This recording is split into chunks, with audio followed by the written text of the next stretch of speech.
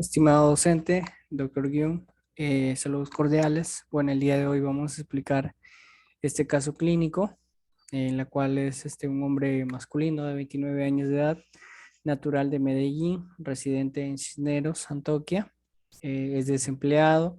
El 8 de septiembre del 2009 consultó por cuadro clínico de 5 días de evolución de déficit motor con hemiplegia izquierda, ¿no? Y de inicio súbito. Primer episodio refirió que ha sido el día 3/09/2009, inicio con parestesia, ¿no? En 2 y 3 dedos del miembro izquierdo superior, que en el curso de 10 minutos se extendió pues a toda la extremidad hasta el cuello, ¿no? En las 24 horas de inicio del cuadro presentó pues hemiparesia, ¿no? Con consecuencia pues incapacidad para la marcha, ¿no? Negó otros síntomas y bueno, el paciente tiene exámenes físicos, ¿no? Que son de importancia para llegar también al diagnóstico. Sin embargo, yo voy a omitir eso porque por un tema de tiempo, ¿no?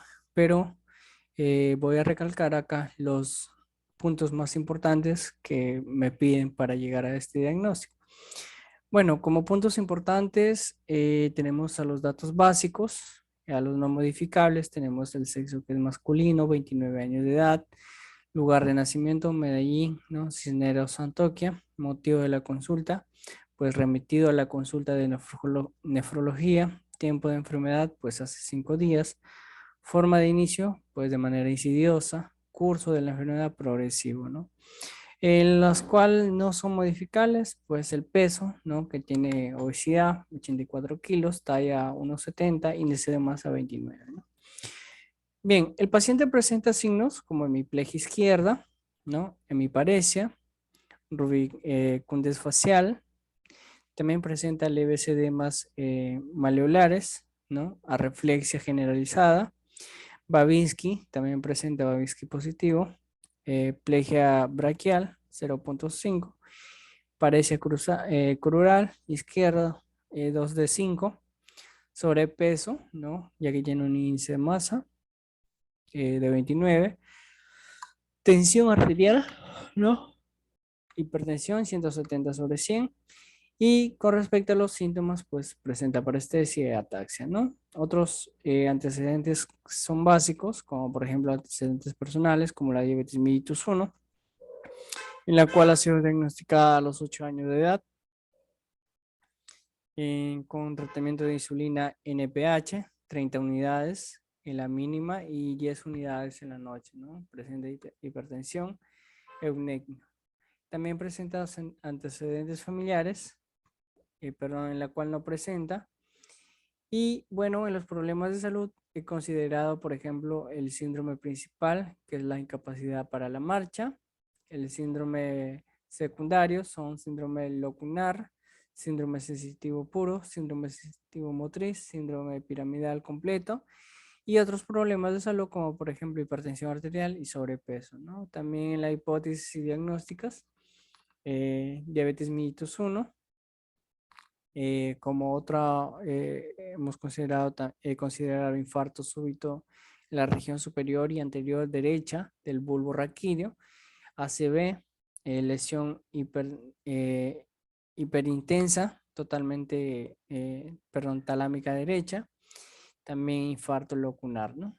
Y el plan de diagnóstico para esto, ¿no? Para esto de acá, pues se ha considerado terapia física, ¿no? Cardioembolismo, estenosis intracraneana o también extracraneana, ¿no? También por ser diabético, pues mal controlada, se contribuye pues a la causa del ACV, ¿no? Bien, con respecto al desenlace, al desarrollo, pues vamos a acá, me voy a pasar acá directamente ya para poder empezar a explicar algunas cosas. Bueno, antes que nada, lo que es lo que se está solicitando, ¿no? Es, por ejemplo, lo que es la exploración, ¿no? En este caso del paciente, la cual pues es necesaria la exploración neurológica, ¿no?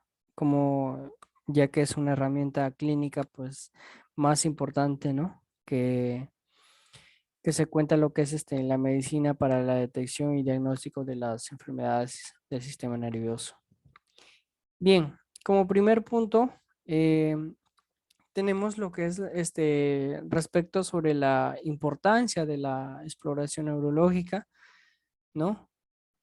¿Por qué esto es importante? Bueno, el examen neurológico, o en este caso la exploración, es considerada pues sin duda alguna lo que es la herramienta de diagnóstico más importante, lo que es en la parte del estudio de la neurociencia clínica, ¿no?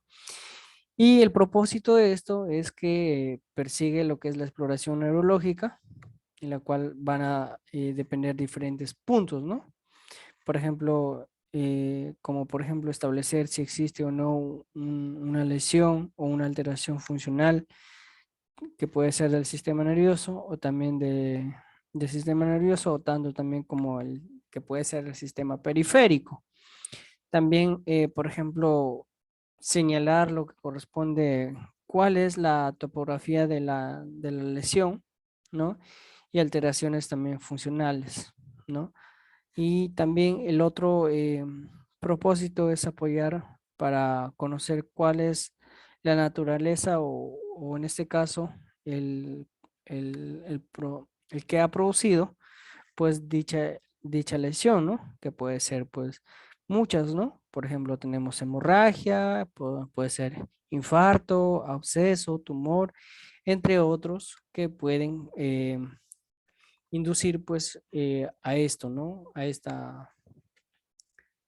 Bien, ahora, con respecto a esto, ya a las exploraciones, ¿no? A las exploraciones del estado de alerta, vamos a considerar que es el primer punto, en las cuales pues aquí se manifiesta lo que es las funciones cerebrales, específicamente superiores, ¿no? Y bueno, es de importancia, ¿no? Comenzar por la descripción del estado de lo que es el estado de alerta o el estado o el estado despierto o de conciencia, ¿no? Eso es lo que menciona la literatura y se describe pues en 5 estados, ¿no? Como se puede evidenciar acá, perdón, como se puede evidenciar aquí, ¿no? En la alerta o despertar, pues aquí el paciente nosotros como personal de salud, ¿no? O el paciente, en este caso, o sea, nosotros tenemos que evaluar esto, ¿no? Pero también el paciente, en este caso, en el primer punto, que es alerta o despertar, pues el paciente tiene los ojos abiertos, ¿no? Interactúa y responde adecuadamente lo que es a los estímulos verbales, ¿no? Por ejemplo, la A, el paciente está despierto. B, el paciente responde a un estímulo verbal, ¿no? Por ejemplo, le hablamos y el paciente responde. También cuando presenta el estímulo de dolor, ¿no? El olor, el paciente responde a un estímulo de dolor, ¿no? Y la U, pues no responde lo que es el paciente o responde al estímulo, ¿no? Asimismo, también lo que corresponde al otro punto, que es la confusión, ¿no? La confusión básicamente, ocasionalmente, pues se describe como lo que es como la unubilación, ¿no? En la cual, pues el paciente tiene los ojos abiertos, ¿no? Interactúa, pero tiene la disminuida lo que es su capacidad de atención, ¿no? Por la que es posible, por la que es posible que responda inadecuadamente a las preguntas, ¿no? Acá vemos, por ejemplo, si nosotros ahí le hacemos una pregunta, pues el paciente tiene los ojos abiertos, pero tú tratas de hacer la conversa y este paciente pues va a tener problemas lo que es para que responda a las preguntas, ¿no? O en todo caso de manera inadecuada. Lo que corresponde a la somnolencia o letargo, bueno, acá en este caso, el paciente pues él básicamente tiende lo que es a quedarse dormido, ¿no? Si no es estimulado de alguna manera, ¿no? Para lo que es, y en ese caso, para alertarlo, generalmente es suficiente lo que es el estímulo verbal o algún estímulo táctil, ¿no? Por ejemplo, muchas veces aquí el paciente tiende a dormirse y esto pasa cuando tú no le estás dando un estímulo, pero cuando tú ya, por ejemplo, le das un estímulo o le hablas al paciente, ya recién se mantiene activo, ¿no? Ahora, el antepenúltimo, perdón, ese es el estupor, ¿no? Es uno de los puntos importantes en la cual el paciente lo que es tiene los ojos cerrados y solo tiene lo que es algunas respuestas cuando el estímulo es muy intenso o doloroso, ¿no? Por ejemplo, si tú eh, le pellizcas al paciente de manera muy suave, pero no siente y básicamente este va a responder al estímulo siempre y cuando ya tú, en este caso, el médico pues le haga un dolor muy fuerte y es ahí cuando ya va a responder al estímulo, ¿no? Y también vemos al último punto que es la parte del estado, que es el coma, ¿no? El coma ya en este caso, en este paciente ya no existe respuesta alguna, ¿no? A ningún tipo de estímulo, ¿no? Por más que uno pues lo pueda ver, ¿no? Lo pueda ver o en todo caso pues lo puedas gritar, lo que tú quieras, ya el paciente no responde, ¿no? Bien, acá vamos a hacer otro dato importante que es el examen neurológico, en la cual consta de lo que corresponde pues a la escala de Glasgow, ¿no? La escala de Glasgow, ¿no? O también la escala de coma, ¿no? En la cual se va a reflejar en tres, ¿no? El A, que es apertura ocular, ¿no? En la cual pues el paciente aquí va a ver ninguna, ¿no? También si al paciente le das un estímulo doloroso, por ejemplo, ¿no? Le das un estímulo doloroso y el paciente no, no responde. Por ejemplo, también le das una orden verbal, le preguntas algo y no responde, le pones tres, ¿no? También espontánea. Y si no responde a una, va a ser calificado dependiente de cada uno de estos, ¿no? Asimismo también lo que es el B, ¿no? Lo que es la respuesta motora, ¿no? Esta es la respuesta ocular y esta es la respuesta motora. Por ejemplo, uno es cuando no responde ninguno, ¿no? Extensora, ¿no? También cuando es el paciente, tú le das, por ejemplo, lo que corresponde a un, y bueno, con respecto pues a la respuesta motora, ¿no? La respuesta motora, por ejemplo, eh, aquí al paciente se le va a decir, bueno, acá con respecto a esto, en lo que es la respuesta motora, se pone un punto cuando el paciente no hay ningún tipo de movimiento, ¿no? En los brazos, en este caso en las extremidades, ¿no? Tanto superiores e inferiores, sí se le coloca lo que es ningún punto, ¿no? No hay factor que interfiera. Ahora, con respecto a la extensora, pues extiende el brazo, el paciente cuando hace esa maniobra, pues se le coloca dos puntos, ¿no? Y también la que es la flexora anormal, el paciente dobla el brazo sobre el codo, ¿no? Que son características anormales y en la cual pues esto presenta una puntuación de 3. En lo que corresponde a la flexión normal, ¿no? La flexora normal, eh, lo que corresponde a la flexora, flexión normal, pues doble el brazo, ¿no? Doble el brazo sobre el codo, que ya lo mencioné. También lo que corresponde a la reflexión normal, perdón, a la flexión normal, y es en este caso pues, todo, doble el brazo sobre el codo rápidamente, se le coloca 4 puntos y localizada es cuando lleva pues la mano por encima de lo que es la clavícula estimulada, ¿no? Por ejemplo, lo hacemos un pellizcón en la parte de la clavícula, ¿no? Y el paciente cruza el brazo hacia la parte de arriba, ¿no? Y se le coloca 6 puntos cuando este pues obedece lo que es órdenes, ¿no? A ambos lados.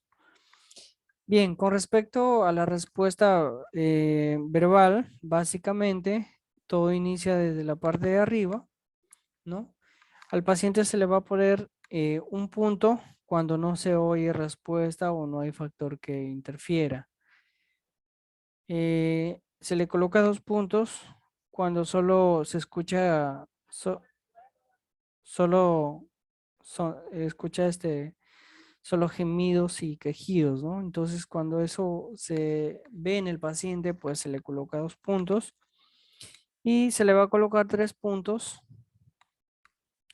Por ejemplo, este, cuando uno, lo que es la, la,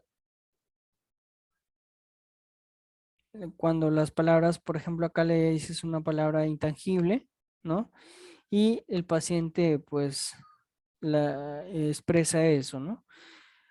Ahora, con respecto a la penúltima, que es el confuso, al paciente, por ejemplo, empieza a decir, o sea, no está orientado, ¿no? No orientado, comunicación con comunicación coherente, ¿no? Empieza a decir, por ejemplo, ¿dónde estoy? ¿Qué me han pasado? Y o sea, nosotros le decimos, ¿se encuentra bien? Y el paciente empieza a responder eso, ¿no? ¿Dónde estoy? Dice, ¿qué me ha pasado? ¿No? Y el paciente se siente confuso, ¿no? Y la última, pues orientado, es cuando ya el paciente da correctamente el nombre, lugar y fecha de su nacimiento, por ejemplo, ¿no? Y bueno, con lo que es la parte eh, locomotor, ocular, ¿no? Básicamente se le coloca, por ejemplo, ninguna. Cuando el paciente no abre los ojos, no hay factor que interfiera, ¿no? Le dices abre los ojos y el paciente no responde a esto, ¿no? Y lo que es, se le coloca 2 puntos al dolor, por ejemplo, cuando no presenta, o sea, tras un estímulo, le haces un estímulo en la punta del dedo y el paciente pues no responde, ¿no? Ahora, al sonido, tras decir una o gritar lo que es la orden, ¿no? Por ejemplo, ahí le decimos al paciente, ¿se encuentra bien? Y el paciente pues no presenta este estímulo, ¿no? Y lo que es espontáneo, pues abre antes del estímulo, ¿no? Lo que es Ahora, todo eso básicamente se cuenta, ¿no? Se dice que es normal entre los tres, tanto el ocular, el motora y el cervical, pues de 15, ¿no? Ahora, si es que es em, mínimo posible, es de 3, ¿no? Y que es un estado de coma. Y cuando ya arroja una puntuación de 8, pues básicamente ya es un valor crítico, ¿no? Bien, asimismo, también se le debe hacer lo que es las funciones cerebrales superiores, verificar, ¿no? Por ejemplo, es como que tú, bueno, prácticamente ves su orientación en este caso de la paciente, ¿no? Se le pide que diga, por ejemplo, su nombre completo, lugar, se le pregunta si sabe en dónde se encuentra y tiempo, ¿no? Se le pide que diga la fecha actual, pues eso va también a influir lo que es el paciente, ¿no? Ahora, el lenguaje es importante también, ¿no? Primero se evalúa lo que es el lenguaje espontáneo, ¿no? Por ejemplo, se le puede decir lo que es que describa a qué se dedica, ¿no? Se evalúa si el lenguaje está bien, articulado o en todo caso si algunas palabras pues no se entienden, ¿no? Bien, como es la disartria, ¿no? Bien, ahora la memoria. Para evaluar la memoria, pues de corto plazo, ¿no? Se le puede pedir al paciente que memorice, por ejemplo, una lista de 3 objetos que no está relacionado o sea, que no está relacionado a a fonologías, ¿no? Y ni semánticamente lo que es, ¿no? Por ejemplo, le podemos decir, memoriza, por ejemplo, bicicleta, escritorio, cepillo, ¿no? Y dependiente de eso, pues se le pide después de un minuto que lo recuerde, ¿no? Bien, ahora con respecto al cálculo, pues al paciente, por ejemplo, para hacer eso, se le pide lo que es al paciente que, al- que así le reste 7 de manera consecutiva en 5 ocasiones, ¿no? De la siguiente manera, como por ejemplo, ¿no? ¿Cuánto es 100 menos 7? Si el paciente da la respuesta, entonces estaría bien, pero si no da la respuesta, pues ya el paciente estaría con problemas, ¿no? Ahora, adicional a ello, pues también se van ver, por ejemplo, lo que es los demás estímulos, que son los pares craneales, ¿no? Por ejemplo, vemos la exploración de los nervios craneales, ¿no? Este es importante pues, por ejemplo, para abordar lo que es solamente los elementos que resultan más importantes, no conocer para realizar, ¿no? Esta exploración de los nervios. Por ejemplo, ver el nervio olfatorio, ¿no? En la cual se explora pues de manera consecutiva o todos los días, ya que pues en la mayoría de los casos con trastorno, ¿no? De la afección son provocadas básicamente por patologías o problemas, lo que es nasosinusales o de origen central, ¿no? También hay que evaluar, por ejemplo, el nervio óptico, ¿no? En la cual se da la exploración. En esta comprende básicamente 4 pasos que deben realizarse, ¿no? Como por ejemplo la agudeza visual, lejana y cercana, ¿no? La cual pues ahí eh, se, se verifica, ¿no? La técnica de evaluación clínica de los campos visuales, ¿no? Como vemos acá, ¿no? Ahora, la visión cromática, por ejemplo, que es uno de los datos importantes de lo que es del nervio óptico, ¿no? Es la forma más sencilla, básicamente, de evaluar y en la cual pues es mostrarle lo que es al paciente objetos de color, de colores, ¿no? Por ejemplo, puede ser azul, amarillo, rojo y verde, ¿no?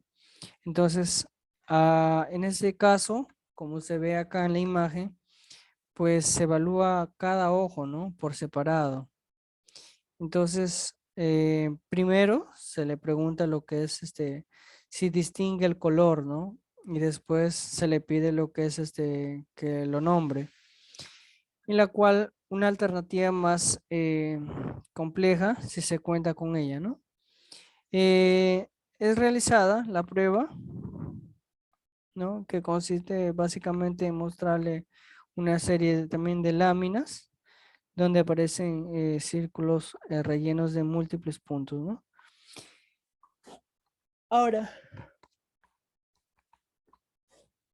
como vemos en el último ítem, ¿no? Que corresponde también al nervio óptico, por ejemplo, los campos visuales, ¿no? Aquí la prueba clínica más sencilla para evaluar es la campimetría, ¿no? En la que el médico pues compara sus campos visuales, básicamente de la visión periférica y ver si es normal. Se coloca, por ejemplo, el paciente, el médico, ¿no? Se coloca frente a frente, sentados para mayor como comodidad ver eso y a una distancia de aproximadamente 1 metro. Y bueno, como se ve acá, ambos cubren lo que es un ojo nada más de manera contralateral, ¿no? Es decir, que uno el derecho, o sea,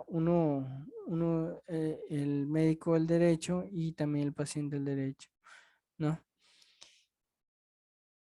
Ahora, y en este caso se deberá de mantener mirando fijamente lo que es al ojo descubierto del otro, ¿no? El médico va a desplazar, como se ve acá, el dedo índice, ¿no? O algún otro objeto a lo largo de lo que es de los ejes principales del campo visual, superior, inferior y temporal y nasal, ¿no? A la misma distancia de ambos, y el paciente debería pues indicar cuando vea o deje de ver el dedo, ¿no? O objeto. Bien, acá vemos eh, lo que es el esquema que representa la exploración de los movimientos oculares conjugados, así como los músculos y nervios craneales, ¿no? Por ejemplo, acá vemos flector derecho, ¿no? Vemos también recto lateral y básicamente así, ¿no? Ahora, también vamos a ver el nervio trigémino, ¿no? En la cual pues se trata de un nervio básicamente mixto, pero se encarga de lo que es la transmisión de la sensibilidad de la cara